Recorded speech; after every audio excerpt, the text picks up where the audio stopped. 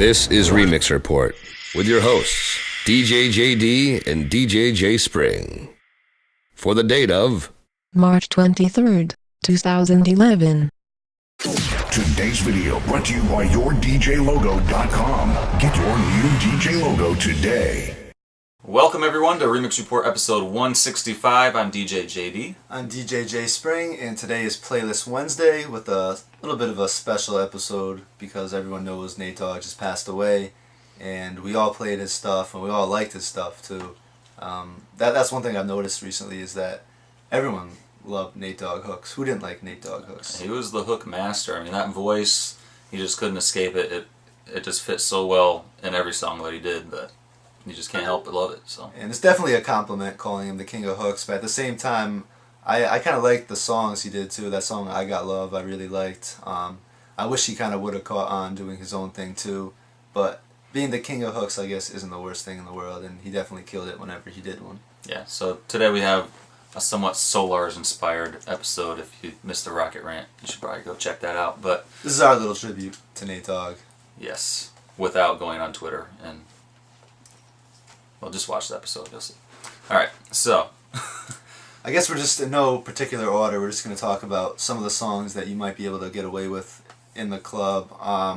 Of course, right now, you can play pretty much any Nate Dogg. People know what happened, and they respect you for playing it. And if you want to show your love to Nate Dogg, now's a good time to play his stuff. But we chose the ones that would especially work in the club. And, you know, we always talk about that sometimes your hip-hop sets get stale, especially between 90 and 100 BPM, and that's where most of Nate Dogg's songs are that he did the hooks for. And these are pretty much all good songs that you can use to switch it up a little bit. You don't even have to play the first verse if you don't want to. If you come in with his hook and quick mix out of it, that could work too. Definitely. So, yeah, and once again, in no particular order. Can't Deny It, Fabolous, featuring Nate Dogg. This is probably one of my favorite songs. I think this is my favorite song that had Nate Dogg in it. This actually reminds me of the good old days of hip-hop, right before it kind of got stale, I guess, or before people stopped feeling the 90 to 100 BPM hip-hop. This was... it's probably like 2001, I want to say. 2001, this is when like Uchi Wally came out, this is when Missy was hot, this was when Jadakiss Knock Yourself Out, yeah. That Nothing. era. Nothing by Noriega. Yeah. A lot of good stuff came out back then. Bubba Sparks, Mary J. Blige, Family Affair, Lil Mo and Fabolous. Whew, Superwoman. Yeah. Yeah. Good times. So that's a good one that, you know, people will actually like that song if you play it. There's no reason not to play it every once in a while. I definitely don't play it enough, that's for sure.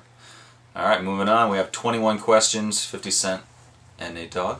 That is another song that would be great to play at the end of the night. I think a lot of people probably don't play it ever, maybe, but I think that would be a good song if you play like One More Chance, Fiesta, those kind of mellow R&B songs at the end of the night. I think this is one that everyone will know the words to. I mean, the 50 Cent album is probably one of the biggest hip-hop albums ever. I think it might be the biggest one ever. Yeah, so people definitely know this song. It wouldn't hurt to play this one. Alright, next one that probably a lot of people don't play, but I like though, is Ooh Wee, Mark Ronson, Ghostface Killah, and Nate Dogg. Definitely good for the opening set. You know what, because it's Mark Ronson, I think actually a lot of the open format DJs who do experiment with different kinds of music, I think they're the ones who kind of throw it in their sets a lot. And actually, DJ Scene, who we just talked about his remix on Monday, he used this beat and he did a dope Red Hot Chili Peppers mix of Danny California. So, I know that's kind of random, but you should be playing this song right now with Nate Dogg in it. Definitely. Another big one, Shake That, Eminem and Nate Dogg. Definitely a club classic. And this one's a little higher in BPM. I think it's like 104-ish. No, I want to say it's like 108, 110. 108, is it? 105? 105, around that area. Which is the same as Ooh Wee. Ooh Wee is like 107, I want to say. So. Yeah. So you could probably, if you're going to do a Nate Dogg set, you could probably play those back to back. And I actually like the Danny Diggs remix that he did of Shake That. He used the LMFAO remix beat for the Young Boss Shooting Star, and that came out real good, so I always play that in my upbeat set. And one thing I want to talk about real quick, actually I'm not even going to really discuss it because then I'll go on forever, but I just want to say, when someone passes away, everyone says not to play any mashups of their stuff because it disrespects them. I personally look at it as, if you're not disrespecting them when you play it when they're alive, I don't think it's disrespecting them by playing it after they pass. That's my personal opinion. I would agree. Okay, good. I'm glad you guys agree. we have an audience here today. Yeah. Shout out to DJ Corleone. What's up? Yo. All right, moving on. I Like That, Houston, Chingy, I-20, and Nate Dogg. Also an opening set.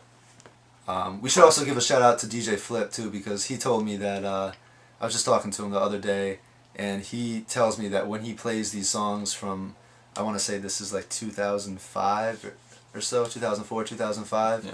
There's a lot of songs that we forget about from that period in music. We were just talking about the golden age to us, which was like 2001, when all that stuff. But some of these young kids, like especially if you play any college places, this is the stuff that they listen to. This is like the classics for them, as much as they might not be for some of us older guys. It's true. It's true. I've actually been thinking about going back and looking at some of that stuff from that time period. That's when Headsprung, I want to say, came out. Yeah. By LL. There's some good and stuff. I actually play that in my opening set a lot lately. I just brought it back probably a month and a half ago, and you drop that, and everybody just goes nuts. Yeah. Seriously. Okay, I gotta try. It's actually I've been playing the Vibrant Thing remix of it. So it has a Vibrant Thing beat under it, and people just go crazy. All right, moving on. Probably the most popular one, of course, Warren G and Nate Dogg, Regulate.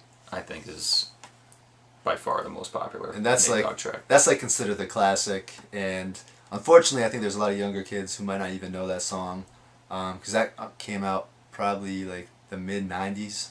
Yeah. 95, 96, 93. Something like that. We're having help from our audience over here. That's why Just I'm throwing out numbers. Like 95, 96, 93. A little, that song might be good to, actually, probably the best time to play that is usually the end of the night. Yep. And if you're going to end with some hip-hop, now's the time to give a little tribute to Nate Dogg and play that song. Next we have Area Codes, Ludacris and Nate Dogg. Now, I'm just going to read a little piece from the Wikipedia page for you guys who might not be familiar with the song. The song's lyrics focus on U.S. telephone area codes that denote the location of women whom the singer has had sexual relations in cities across the U.S. Because telephone area codes are increasingly becoming less constrained to particular geographic areas, scholars and cultural critics have noted that area codes may become incomprehensible to future generations of listeners. Just in case you guys were wondering. Chew on that. Yeah. Now you know. That should have been our public service announcement right there. Alright. Also, Area Codes was from which movie?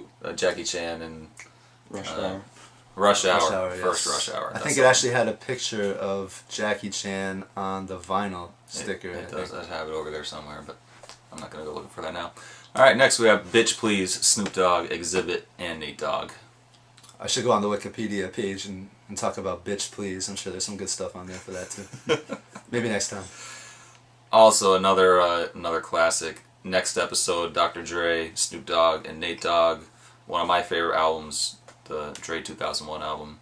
And I think a lot of DJs, when they play that song, they might just play the Snoop verse and then skip and scratch in the very end with Nate Dogg saying, "Hold up." That's probably his most classic hook, I want to say, that he ever did. It's not technically the hook of the song, but that's the part that everyone knows from that song. So that's a good place to even bring it in if you want. Definitely. And last but not least on this list is Lay Low, Snoop Dogg, and Nate Dogg. This is probably the hardest song that if you're playing for a hood crowd, they definitely appreciate this song. So if you want to show them that you know a little bit more than area codes and 21 questions, you drop this song. Like, this is like a prime time song that all the thugs will get down to. Awesome. Yeah. Alright, well, that's your list of dope Nate Dogg tracks you can definitely drop in the club. Yeah. Definitely try some of these to, like we always talk about switching stuff up. These are the songs to do it with. Definitely. Also, I wanted to show off my new skin that I got from Your DJ Skins this last week. One of our sponsors. Came out pretty good. People are always asking us where they can get record labels. They see me out playing. I'm sure you get that too. Yeah. And where you can get the skins. And right above us, you can click on the banner. That's right. So, let us know what you think. Leave a comment. Or you can email us, remixreport@gmail.com.